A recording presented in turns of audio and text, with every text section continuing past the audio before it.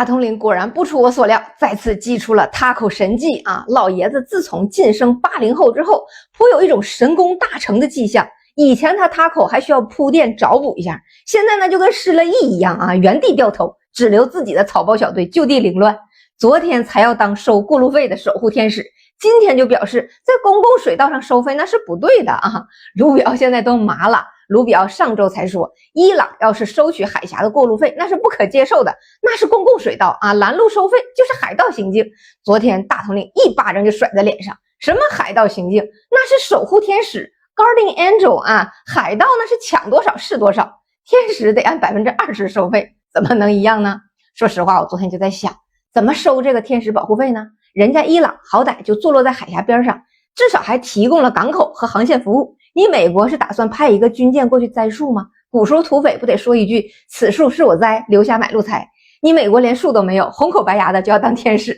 那过路的船舶不给，你还敢击沉是咋的？一帮子媒体在那算啊，每艘船要交2-3千万的过路费，怎么可能给他呢？但凡啊，他要是敢袭击货轮，其他的船也不敢过，这个买卖根本就不存在啊！纯是大统领又一次老夫聊发少年狂，追忆一下海盗的似水年华。其实啊，从6月下旬霍尔木兹海峡那份为期60天的停火协议实质性失效开始，这几个星期的戏码那就是精彩纷呈来形容啊。概括一下，就是大统领因为停火14条受尽了国内的指责，为了显示强硬，顺便切一下霍尔木兹海峡控制权的香肠，以指责伊方打击商船为名，6月底率先动手炸了伊南部的12处军事目标，结果波斯人根本不惯着毛病，直接又用12枚弹道导弹砸向了巴林第5舰队总部的这个基地。而7月4号是一个关键的转折，美国拉胯的250周年庆典不仅没有凝聚任何共识，还让美国内部的矛盾更加尖锐，比伊朗的国丧还像一场葬礼，以夸张和混乱的庆典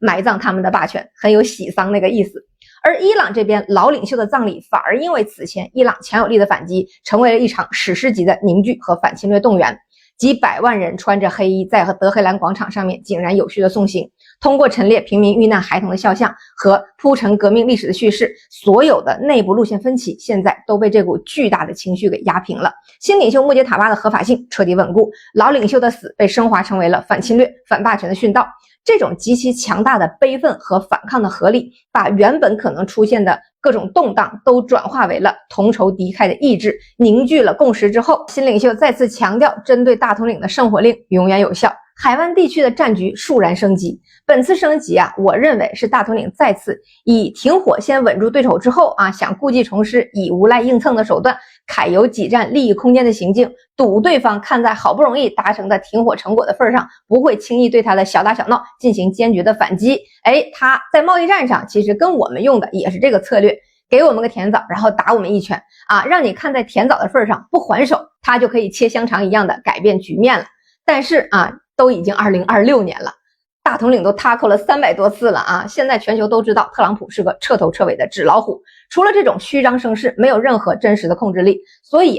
再次重新凝聚了共识之后的一方光速反击，没有一点犹豫，饱和式反击，80多枚导弹和200多架无人机直接就往巴林、科威特、卡塔尔这些中东5国的美军基地上招呼。正在北约骑着盟友的脸挨个输出的大统领只能调转枪口，对盟友们快速缓和态度，然后再次高调宣布我们要干票大的，每一备忘录在他看来已经作废了。但以他老人家的风格，这一波打击过后，说不定明天双方又在停火状态了，我一点都不奇怪。可值得玩味的是，美军军舰和美国基地都被追着炸，而北约的共同防御条款依然没有启动。所以真正让西方团结一致的是美国的绝对实力，而不是所谓的签署了什么条款。有实力的时候一定是全体出击，共襄盛举，大哥吃肉，欧洲喝汤。现在实力不济了，美国你爱说啥说啥吧，盟友参战那是门都没有。可以说从北约的态度和从中东撤回的戴高乐航母就能知道美军现在打得有多被动了。但凡有一点胜算，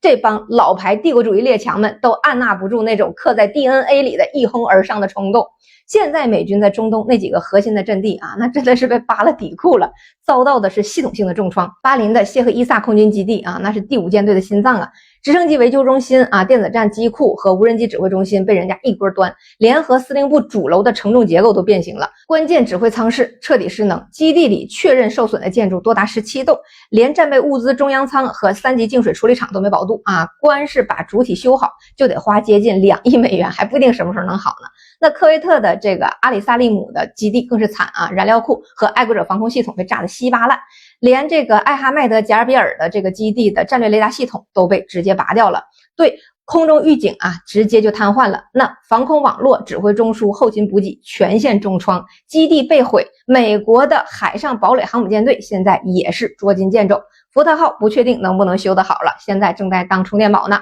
而唯一一艘在中东附近的林肯号已经连续部署了207天了啊，号称创下了美军部署的历史记录。然而这个历史记录背后的船上的这5000多名官兵啊，真的是快崩溃了。根据阿克西奥斯的报道呢，4月份开始之后啊，美军的后勤全线缩水，新鲜的这个蔬菜和水果彻底断供啊，这个士兵们天天啃着冷冻肉和速食，因为空域和海峡被封呢，家属的包裹根本送不进去。